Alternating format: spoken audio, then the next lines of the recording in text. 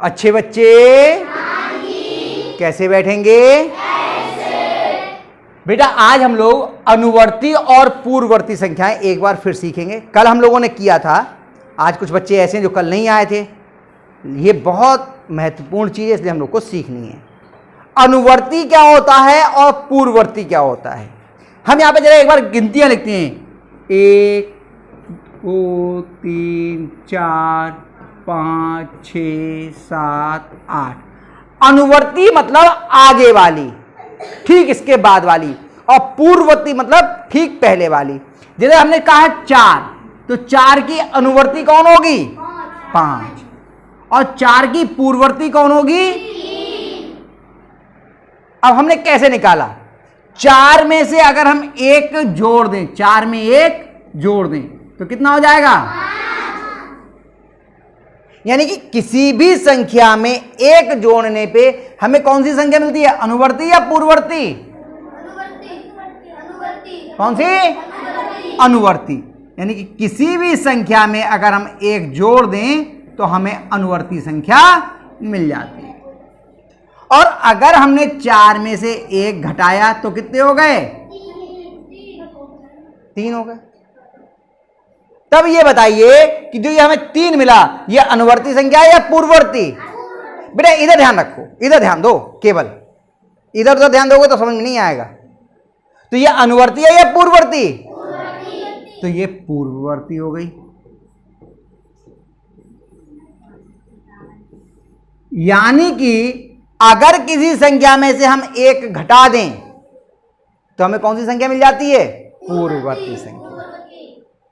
1 जोड़ने पे हमें क्या मिलता है? अनुवर्ती संख्या। और 1 घटाने पे हमें क्या मिलता है? हमने लिखा यहां पर, कितना लिखा है ये? 36। अब 36 का अगर हमें अनुवर्ती याद करना है, 36 का अनुवर्ती, तो क्या करेंगे हम? 36 में 1 जोड़ देंगे, कितना हो गया? और हमने कहा 36 का पूर्ववर्ती, 36 का पूर्ववर्ती। ये गड़बड़ है इसमें, ये जरा सा भी इधर उधर छुआ तो गड़बड़ करता है। पूर्ववर्ती। अब पूर्ववर्ती याद करने के लिए क्या करते हैं? करते क्या हैं? 1 घटा देते हैं, कितना हो गया? तो यानी 36 का अनुवर्ती हो गया 37, और 36 का पूर्ववर्ती कितना हो गया? 35। तो अनुवर्ती और पूर्ववर्ती याद करना आ गए? पक्का? तो इसे अभी उतारोगे या बाद में उतारोगे?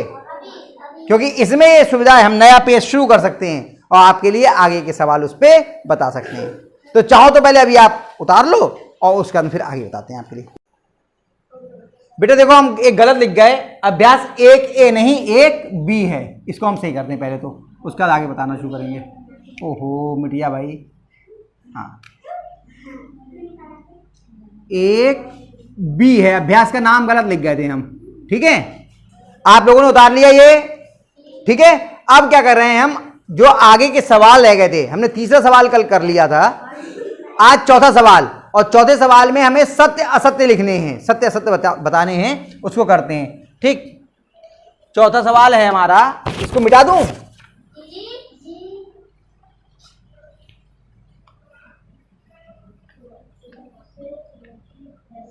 इतना मैंने छोड़ दिया है, एक आध बच्चा रह गया, वो उतार लेगा जब तक मैं पढ़ रहा हूं तब तक। ठीक है, ये इसे ऊपर रह गया था आपका उतारने से, क्या उतार लिए सब हैं? उतार लो इसको भी। मैं आगे का पढ़ता हूं, अभ्यास 1B का चौथा सवाल। ये केवल समझाने के लिए था, उतारने के लिए यही थोड़ी। आपको 36 के 38 कर सकते हो, 36 के 34 कर सकते हो, है ना? उतार लें, चलो बस आप आजे नहीं बेटा। अब हम लोग करते हैं अभ्यास इसका 1B का चौथे सवाल का पहला खंड। अब चारों खंड करेंगे, देखो इसके जितने भी खंड हैं। पहला खंड 5 खंड है। पहला, एक सबसे छोटी प्राकृतिक संख्या है। सुनिए इधर ध्यान से, आप लोग अपनी बातों में देखिए। हमने कहा था जब हम बताना शुरू करें, अभी तक हम नहीं कह रहे थे आपसे। अब ध्यान पूरा इधर बेटा, आप सुनो, क्या समझ में नहीं आ रही है? अगर इस समय आप कॉपी पढ़ना पढ़ते रहोगे तो केवल उसी में ध्यान रहेगा। अब लिखना बंद, सब बंद। जब बताना शुरू करें उतनी देर शांति से इधर सुन लो, सही है? आपसे भी क्या आपका नाम लेके कहूं? क्या नाम है आपका? ये हमने कई बार कह दिया, जब हम बताना शुरू करें तब सीधे बैठ जाओ, उतनी देर समझ लो, नहीं तो फिर समझ में नहीं आएगा। एक सबसे छोटी प्राकृतिक संख्या है, यह बात सत्य है या असत्य ये बतानी है। तो हमने दो तरह की संख्याएं सीखी थी अभी तक। एक हमने सीखी थी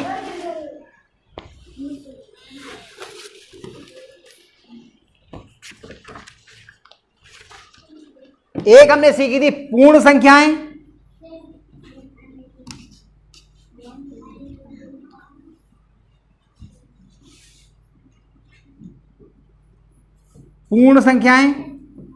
और एक सीखी थी हमने प्राकृतिक संख्याएं।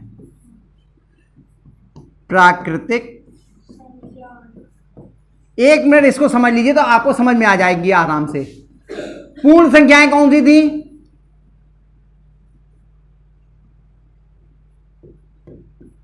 जो आपकी शून्य से शुरू होती हैं, 0, 1, 2, 3 और जहां तक जाए आप बढ़ते चले जाइए।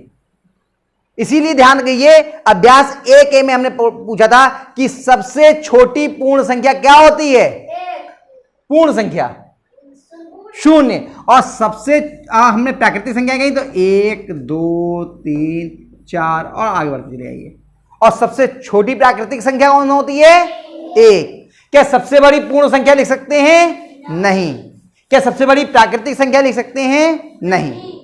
इतनी चीजें हम सीख के आए थे। तो ये कह रहे हैं कि सबसे छोटी प्राकृतिक संख्या 1 है पहले प्रश्न में। तो बताओ ये बात सत्य हुई या असत्य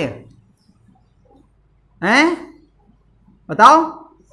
सत्य। सत्य मतलब सही। सही हुई तो सत्य और गलत हुई तो असत्य। तो बताओ क्या हुआ? सत्य, कि सबसे छोटी प्राकृतिक संख्या 1 है। ठीक है। अब दूसरा प्रश्न है, संख्या रेखा पर निरूपित किसी प्राकृतिक संख्या के दाहिने ओर की प्राकृतिक संख्या उससे छोटी होती है। पहले एक बार हम लोग संख्या रेखा देख लें, समझते जाएं तो समझ के हम लोग इसको उत्तर लिखेंगे। ये रही संख्या रेखा आपकी।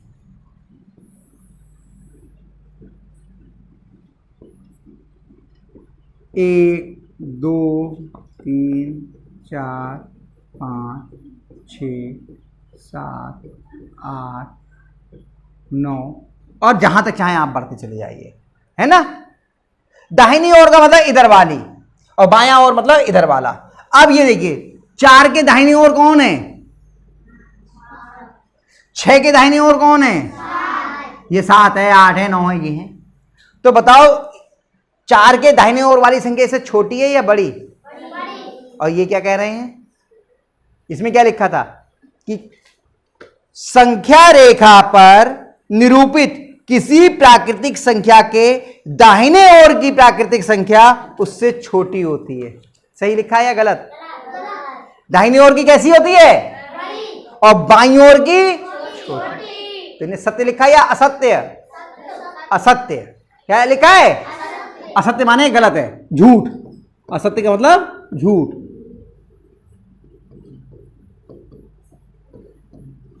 आई बात समझ में? चलिए और करते हैं हम लोग। तीसरा,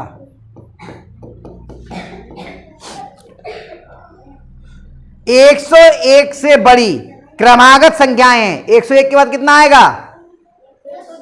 फिर इनने कितनी लिखी है देखो? 102, 103, 104। सही लिखा है या गलत? गलत है। 101 के बाद में 102, 103, 104 नहीं आती हैं। तो सही है या गलत? सही का मतलब सत्य या असत्य? सत्य। सत्यमेव जयते, ये अपना राष्ट्रवाक्य है ना। कहां से लिया गया ये? मुंडकोपनिषद से। वेरी गुड, सबको याद है, बहुत अच्छे बच्चे हैं। चलिए चौथा, 23 एक प्राकृतिक संख्या है। बताओ भाई, एक के बाद जितनी भी हैं सब प्राकृतिक हैं, तो 23 प्राकृतिक हुई या नहीं? एक के बाद की सारी ही संख्याएं प्राकृतिक हैं, तो 23 भी प्राकृतिक हुई या नहीं हुई? तो सत्य हुआ या असत्य? सत्य। लो भाई, ये हो गया सत्य। और पांचवें पे आ जाओ भाई। पांचवा क्या है? प्राकृतिक संख्याओं में कोई संख्या सबसे बड़ी नहीं होती। क्या सबसे बड़ी प्राकृतिक संख्या लिखी जा सकती है? तो बात सत्य हुई या असत्य? तो ये भी हो गई सत्य। तो आपके ये हो गए पांचों प्रश्नों के उत्तर। आपने लिख तो पहले ही लिया है, ये इनके जो आपने लाइनें छोड़ी हैं दो दो, उनमें इनको सत्य असत्य को लिख लीजिए। समझ भी गए होंगे आप लोग। इसके आगे के प्रश्न हम लोग बाद में करेंगे, अभी इतना उतार लीजिए।